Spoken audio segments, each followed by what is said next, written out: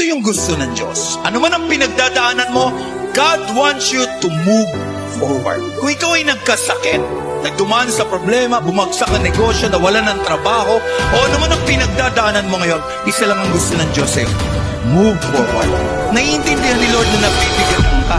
At kapag humihinto ka, naiintindihan ni Lord.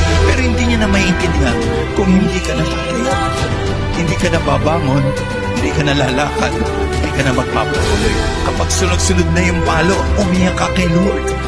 Humingi ka ng tawad. Don't have that defeated mindset.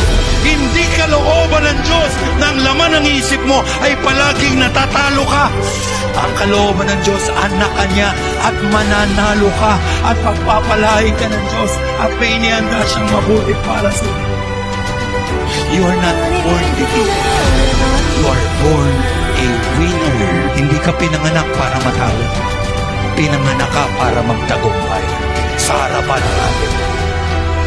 No! We are more than conquerors through Him. Lakas! Jesus Christ will love us.